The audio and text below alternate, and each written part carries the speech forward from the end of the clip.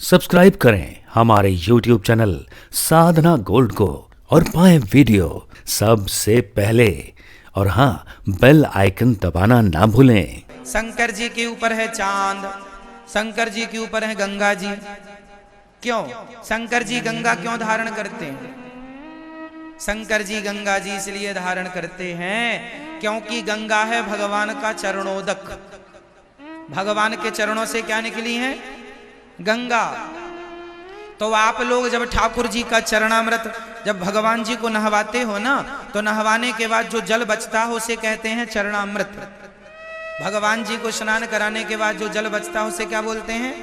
तो चरणामृत आप लोग अपने माथे से लगाते हो कि नहीं? हाँ या ना? चरणामृत हम लोग पीते भी हैं और चरणामृत को माथे पर भी छिड़कते हैं, माथे से भी लगाते हैं। तो शंकर जी ने कहा कि गंगा जी तो भगवान का चरणोदक है, इसलिए गंगा जी को माथे से लगा लिया भगवान शंकर ने। इसलिए माथे पर गंगा जी को धारण करते हैं क्योंकि वह भगवान का चरणोदक है। भगवान जी चरणोदक धारण करते हैं शंकर जी। अच्छा, चांद क्यों धारण करते हैं? चांद इसलिए धारण करते हैं, चांद धारण करने की महिमा दो कथाएं हैं, इसकी मैं दोनों कथा समझाता हूं आपको। भगवान शंकर चांद को इसलिए धारण करते हैं क्योंकि भगवान राम और भगवान कृष्ण के नाम के संग चंद्र जोड़ा हुआ है। कृष्ण चंद्र, रामचंद्र, चंद्र जुड़ा है ना, चांद, रामचंद्र, कृष्ण चंद्र। तो मानो शंकर जी कहते हैं जो भगवान से जुड़ गया उसे मैं अपने माथे पे सजाता हूं, इसलिए शंकर जी चांद को माथे पे सजाते हैं। ये तो पहली मान्यता है, पहला भाव है। अब दूसरा भाव। एक बार क्या हुआ कि जो चांद थे, चंद्रमा को अभिमान हो गया कि जी मैं बहुत काम संभाल रहा हूं। तो एक दिन भगवान से चंद्रमा ने कहा हमें कुछ दिनों की छुट्टी चाहिए, रेस्ट करेंगे हम, थोड़ा अपनी पत्नी के साथ थोड़ा भ्रमण पर निकलेंगे, है ना। भगवान समझ गए कि ये साहब अभिमान में डूबे हैं, है ना।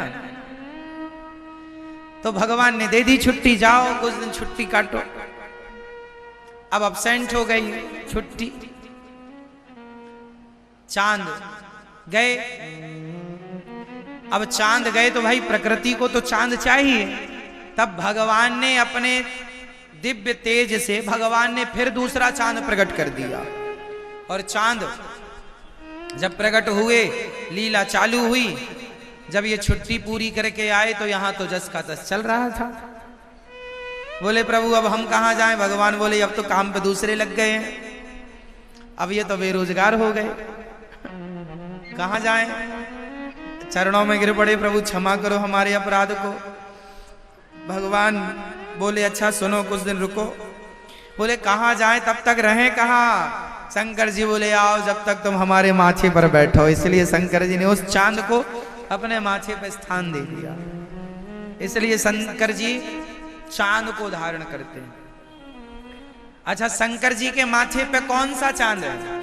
प्रतिपदा का, द्वितीया का, तृतीया का, चतुर्थी का, पंचमी का, षष्ठी का, सप्तमी का, अष्टमी का, नवमी का, दशमी का, एकादशी, द्वादशी, त्रयोदशी, चतुर्दशी या पूर्णिमा, कौन सा चांद विराजमान है? शंकर जी के ऊपर कौन सा चांद विराजा है? कोई आपसे सवाल करे तो शंकर जी के माथे पर कौन सा चांद है? हाँ, जोर से बताओ, जिनको पता है वो बताएंगे। द्वितीया का चांद। चांद तो विराजा ही है, पर शंकर जी के माथे पर जो चांद का दर्शन होता है, चांद तो एक ही होता है, पर जो द्वितीया का चांद है भगवान शिव के मस्तक पर द्वितीया के चांद का ही दर्शन होता है। इसके अतिरिक्त कोई चांद का है तो चांद पूरा ही, पर वो दर्शन पूर्णिमा वाले चांद का नहीं होता, या अमावस्या तो लुप्त होता है तब वो दर्शन नहीं, द्वितीया के चांद का दर्शन होता है भगवान शिव जी के मस्तक पर। इसलिए भगवान शिव द्वितीया के चांद को दर्शन, इसलिए जब द्वितीया का चांद होता है तो द्वितीया के चांद को भगवान शिव के मस्तक से जोड़कर देखना चाहिए कि भगवान शिव के मस्तक पर सुशोभायमान है। शोभायमान हो रहा है, सुशोभित हो रहा है भगवान शिव के मस्तक पर, इसलिए द्वितीया का चांद। कहते हैं द्वितीया का चांद देखने से पुण्य मिलता है और गणेश चतुर्थी के चांद को देखने से कलंक लगता है। तो द्वितीया का चांद देखना शुभ सूचक होता है, शुभ माना गया। तो भगवान शिव गंगा और चांद क्यों धारण करते हैं, ये उत्तर आज दास ने आपको दिया। भगवान शिव गले में सर्पों की माला धारण करते हैं।